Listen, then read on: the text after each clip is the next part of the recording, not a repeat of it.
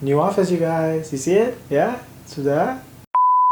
What's going on, guys? Mitesh here. So today I want to give you guys my 3-month update of the Pixel 2 review that I did. So one of the big problems I find with smartphone reviews is the fact that most reviewers only get 1 or 2 weeks before they have to do their full review, and they usually don't go back to update the review in case they change their mind about anything. So I wanted to do this video in case anybody's still considering buying this. I want to give you guys my long-term impressions of the Pixel 2. So here we go. I'm going to cover mainly 3 parts of this video.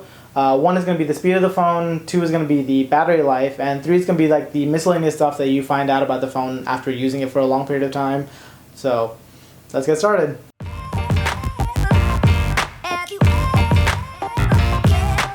So starting off with the speed of the phone. So when the Pixel 2 first came out, it was basically regarded by everyone as the fastest Android phone out there. And I'm happy to say that my Pixel 2 has held up really well in the 3 months that I've had it.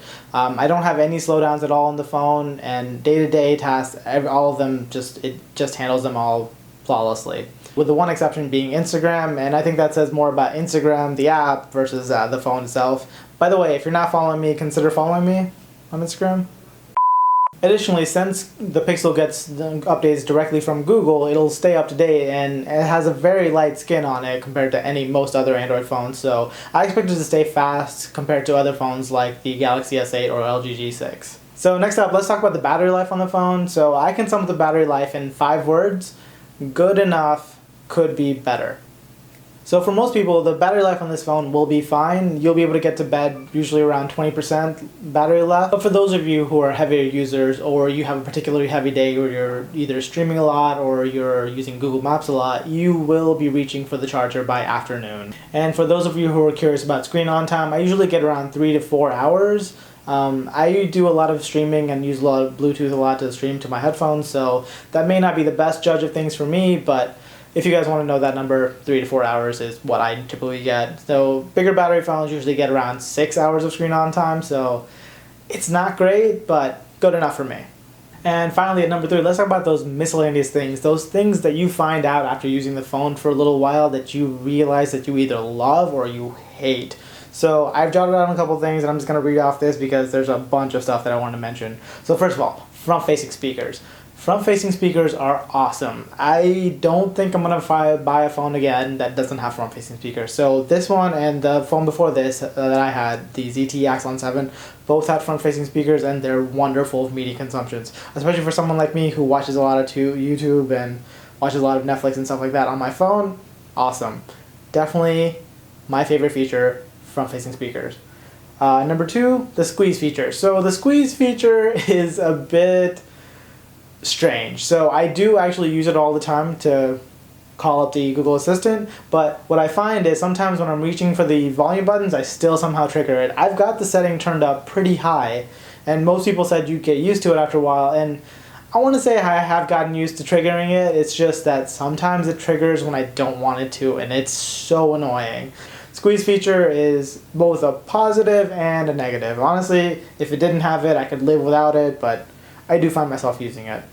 Number 3, we have, getting updates. So I already mentioned this in the first part in the speeds. It's going to get updates from Google, and it's going to make it super fast. It's going to keep it fast and keep it up to date with all the new features. But the really nice part about that is the fact that you also get security patches every month, and with the 2 major vulnerabilities in CPU architecture that are out there, Spectre and Meltdown, did a video about it, you can go check it out in the description. But with those 2, Google's already patched them in their January update, so I'm already covered. So getting updates from Google, awesome.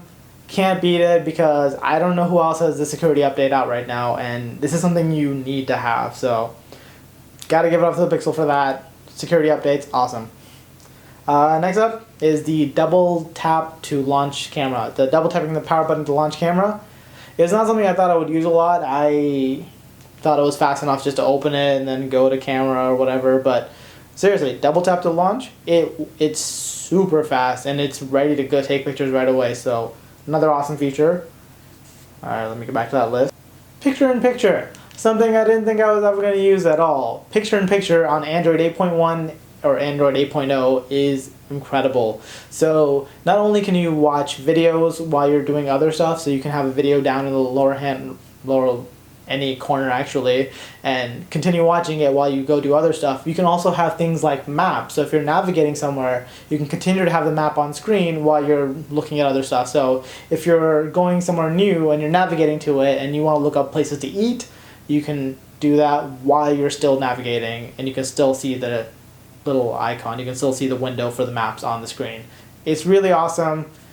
It comes with any Android 8.0 phone though, so if you have Android 8.0, hopefully you can use this feature. And then finally, something that's dedicated to just this phone is the Google Photos backup. So Google Photos will back up full resolution photos and video until 2020, which is awesome. So it makes you want to take more pictures and videos because you don't have to worry about storage. You can just upload them all full size and everything, and they'll just stay there. So these are just a few of the things that I want to mention that I really like about this phone. I don't have too many downsides.